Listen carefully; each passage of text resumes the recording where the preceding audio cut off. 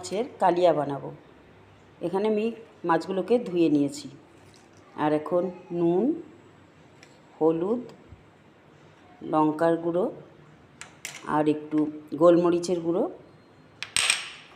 লেবু দিয়ে মাছটাকে এখন আমি একটু মাখিয়ে রেখে দেব আধ ঘন্টার জন্য।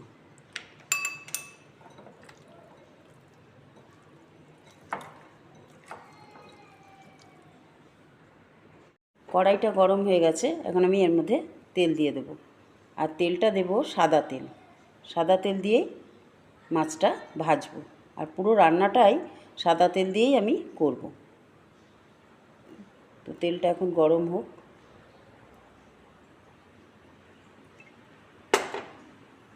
তেল গরম হয়ে গেছে, এবার আমি মাছগুলোকে ছেড়ে দেব।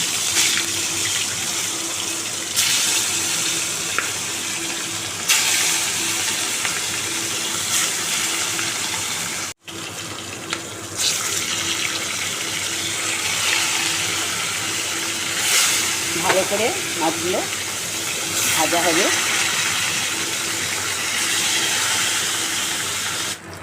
মাছটা ভাজা হয়ে গেছে, আমি এবার মাছগুলোকে তুলে নেব।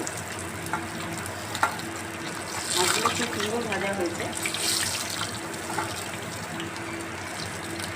তোলা হয়ে গেল আমার।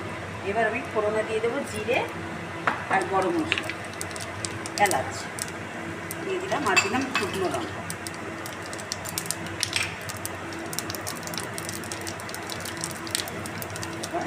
আর একটু পেঁয়াজ কেটে রেখেছিলাম, সেটা দিয়ে দিলাম। আর দেবো এখানে পেঁয়াজ বাটা আর রসুন। এবার মশলাটা একটু ভালো করে ভাজতে হবে। এখন রসুনের গন্ধটা চলে গেছে, কাঁচা রসুনের, আর তেলটাও ছেড়ে দিয়েছে। এবার আমি এর মধ্যে একটু আলু দিয়ে দিচ্ছি।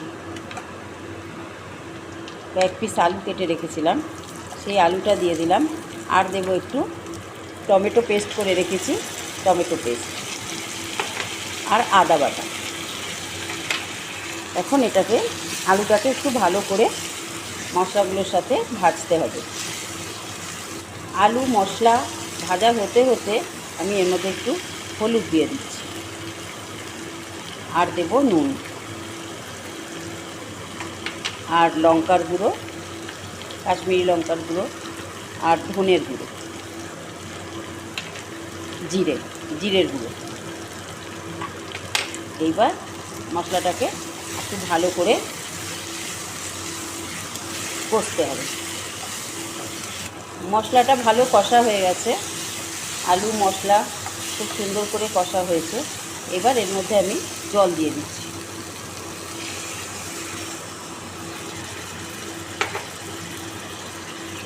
জলটা দেওয়া হয়ে গেছে, এখন আমি একটু ঢাকা দিয়ে দেবো।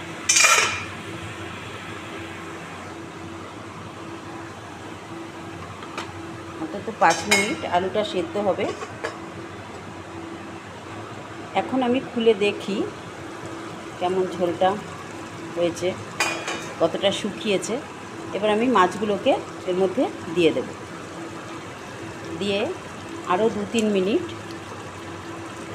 রান্না হবে। মাছগুলো একটু ঝোলের সাথে ফুটবে, সেই জন্য আমি আরও 2 মিনিট ঢাকা দিয়ে রেখে দেব মাছটাকে। আর তার আগে এর মধ্যে একটু দিয়ে দেবো ঘি দেবো একটু, আর দেবো গরম মশলা, ঘি দিয়ে এটা আর 2 মিনিটের জন্য ঢাকা দিয়ে রাখবো।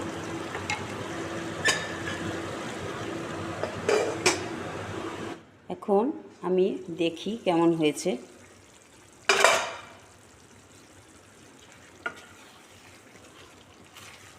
ভালোই হয়েছে, শুকিয়ে গেছে। আমি শুকনোই করতাম,